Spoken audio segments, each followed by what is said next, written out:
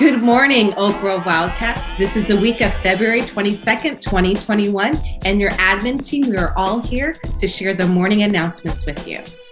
I am Mrs. Montgomery, your principal. And I'm Mr. Ramirez, one of the vice principals. Ms. Hernandez, vice principal. And Dr. Macalino, your instructional specialist. So Wildcats, let's get ready to say the Pledge of Allegiance, and we have it here in Filipino. And Dr. Macalino, how would I say? Tagalog. Tagalog. So you do what's comfortable for you. You may take a knee or stand and place your right hand over your heart. And let's begin. I pledge allegiance to the flag of the United States of America and to the republic for which it stands, one nation under God, indivisible, with liberty and justice for all.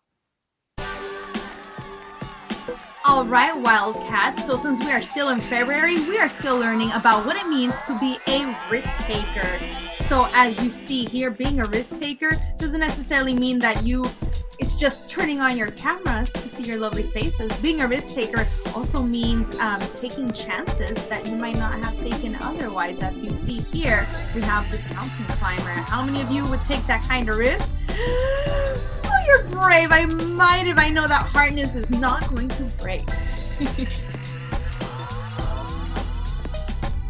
Also, another risk taker that we have in history here is Langston Hughes. So let's watch the short clip to find out about this poet, playwright, and novelist. His poems, theater plays, and novels spoke about racism, survival, and the American struggle and identity. A man who is known in history as an awesome poet, playwright, and more. Stay tuned for fun facts from the biography of Langston Hughes. James Mercer Langston Hughes was an American poet, social activist, novelist, playwright, and columnist whose works were a big part of the Harlem Renaissance of the 1920s. Beginning with fact number 1, Langston Hughes had an inspiring grandmother. His grandmother, Mary Langston, was the first Black woman to attend Oberlin College in Ohio, and many believe his poem, Aunt Sue's Stories, was a tribute to her inspiration of working hard to help provide for her family. With fact number 2, a train ride would inspire Langston and end in success. This is where on a train ride to Mexico, Langston wrote The Negro Speaks of Rivers. His works would later go on to be published in W.E.B. Du Bois's Crisis magazine and later reprinted in Literary Digest. With fact number 3, Hughes continued to write poetry and people loved him. In 1925, Hughes's poem, The Weary Blues, hit big. This is where he won first prize in the Opportunity magazine literary competition, and Hughes also received a scholarship to attend Lincoln University. With fact number 4, it's all about travel. Although Langston Hughes is known in history for being a major part of the Harlem Renaissance, in his life, he traveled around the world. As a child, he lived in Missouri, Kansas, Illinois, and Ohio here in the States, and also with his dad in Mexico. He also traveled on ships going to places like Africa, Holland, France, Italy, Haiti, Cuba, the Soviet Union, Asia, and more. With our final fact, Langston Hughes had a ton of literary works over his lifetime.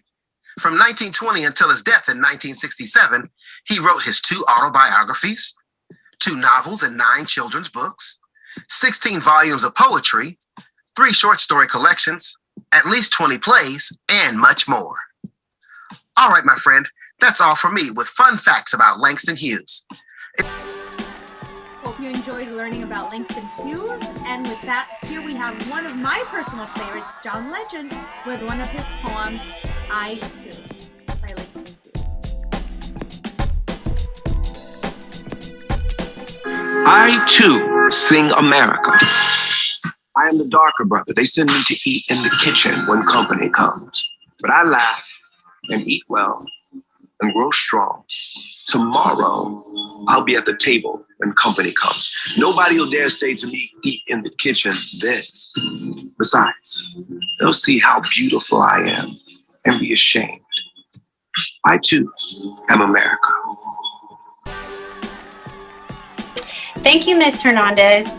Langston Hughes is one of my favorite writers, and I love the poem I Too, for it is short but powerful that speaks volumes. So Wildcats, on February 10, you researched different African American inventors, athletes, musicians who inspired and impacted our nation. And then this past Wednesday, February 17, you chose one person to create an electronic trading card. And today, February 24, you will take the same person you chose for the electronic trading card and write a poem. The challenge is to write a poem using one of the three structures, either a haiku, a tanka, or one of my favorite poems, Tupac's poem, A Rose That Grew from Concrete.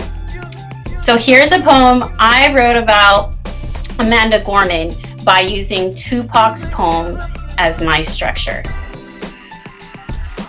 Did you feel the sun's warmth that shined through the thick veil of darkness, proving that despite our losses and setbacks, we are strong and resilient, and together we can survive and thrive? Fascinating it seems how her words are so powerful and inspiring during a time of trepidation, death, and strife. Long live the sun that shined through the thick veil of darkness, when no one else even dared.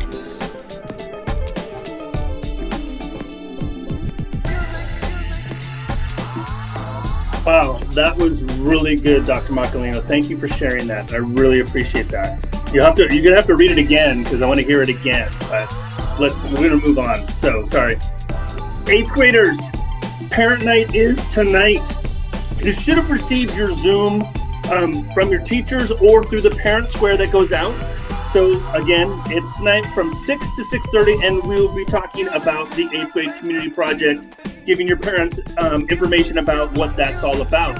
But also tonight, we have the awards night. So again, if we change the slide, we can see the information for the awards night, because again, that Zoom came from your teachers, or also you can find the link through Parent Square. And this is where we are going to celebrate our Wildcats with the attendance, GPA, and those Wildcats that are exemplifying the 4 R's. And I'm not going to tell the 4 R's because we'll tell you at the end of the video. And on top of that, hey, 6th and 7th graders and 8th graders, you got to sign up for your home link, your student portal account, because guess what? Next year is coming around and you got to sign up for your classes. So we have a handful of you who still need to do that. And again, if you need help, you need to talk to your core teachers because they have the codes for you. And also you can call the office because our campus supervisors have been trained and can help set you up as well. Really important to get this done because we are going to start choosing our classes in the beginning part of March. And finally, because we're still thinking about this year, we have help for you. If you need help when it comes to your studies with social studies, reading, writing, math, all that kind of stuff, we got Zoom tutoring sessions. So 7th to 8th graders, you're on Mondays from 2:30 to 3:30. And 6th graders, we got you covered on Tuesdays. If you need more help or more information, you can talk to our wonderful counselors. Their emails are at the bottom. You can email them and get hooked up with that. So a lot of great information. We got you covered. Thank you, Mr. Ramirez. And 8th graders, remember that the high school tutoring or the tutoring is from high schoolers. So what a great opportunity for you to connect with high schoolers and just get the inside scoop on what high school is like and even what it's like in distance learning. So check it out. 8th graders, it's for you too. So check out the homework tutoring. And let's continue with the positive vibes of saying positive affirmations to ourselves. So let's negate those negative thoughts and say positive things during this time that can be difficult with the pandemic and distance learning. So an example for an affirmation for you today is called education. Education is our passport to the future. For tomorrow belongs to us, the people. Who prepare for it today, by Malcolm X. So Wildcats, how are you preparing for tomorrow? How are you preparing for the future? Let us here at Oak Grove help you obtain the skills you need to prepare for tomorrow and for your future self. Thank you, Dr. Marcolino. Yes, so Wildcats, let's remember to be respectful, responsible, resilient, and risk takers.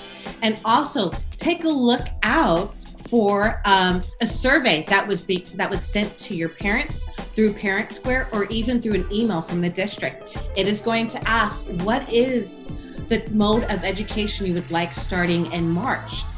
2 options that you have that they'd like to hear, the district would like to hear from your family and you is, would you like option 1, which is students continue in distance learning, and then you come to the school on site in person and have someone there in the afternoon to work on your work? Or option 2 is to continue full-time with distance learning. So take a look at those surveys. It's in Parent Square and it was also emailed to your parents. And you got a text alert today, or on Monday. So you can look for that as well. We'll probably send it out again each day. So thank you so much. And don't forget to like, comment, and subscribe. Stay tuned after this message for a special commercial from After School Program. Have a great week. Bye, Wildcat.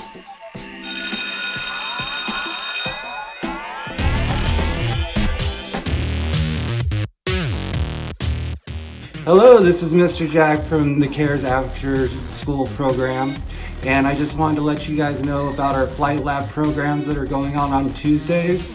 We do Zoom conferences from 3:30 to 4:15. So I hope to see you there. And you can pick up a kit in A2 on Thursdays, 3:30 to 5, or we can make other arrangements. So in the kit, you have everything that you need to build your robot, also disassemble your robot, and we also learn about aviation and electronics, so how things work internally. All the tools and everything are inside.